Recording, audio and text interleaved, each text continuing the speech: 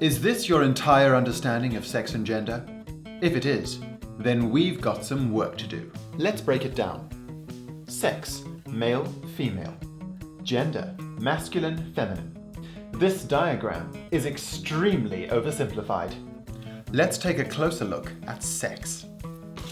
Sex refers to our biology, our anatomy, our bits. It is what we are born with.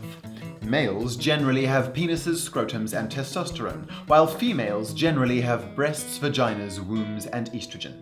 You should be relatively familiar with this. But while male and female may be the two poles on either end of the sex line, to think that only these poles exist is what we call a binary way of thinking. Binary thinking is silly. You see, some people are born naturally, not completely male or completely female, and exist somewhere in the middle of this line. These people are called intersex, and they really do exist. Like, all around you. And that is why the sex line is a sex line, and not a sex binary. It's not actually a line, it's a spectrum. But we're starting off slow. Let's move on to gender. Masculine and feminine are adjectives that get attached to certain types of behavior. Gendered behavior. Masculine behavior typically includes things like low voices and sports and being tough, while feminine behavior typically includes being weak and pretty, wearing makeup, and having lots of emotions.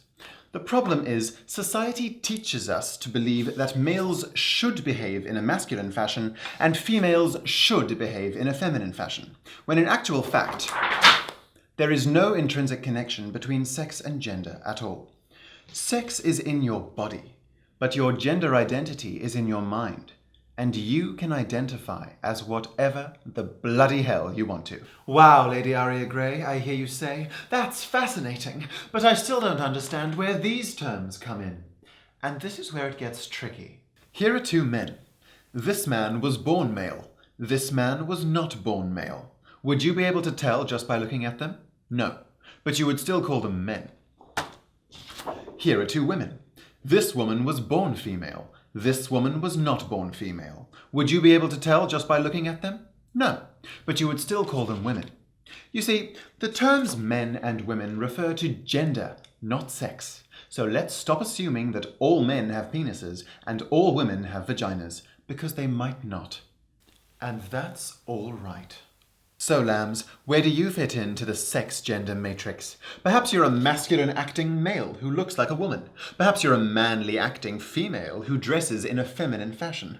Perhaps you're a masculine-ish, feminine-ish, cisgendered homosexual man who occasionally becomes a drag queen when he can't deal with society's stupidity. Or perhaps you hate all of these terms, and for you it looks more like this. Because perhaps it's stupid to define everything anyway. Because language itself is a subjective human construct. That's right. Perhaps it's a grey area.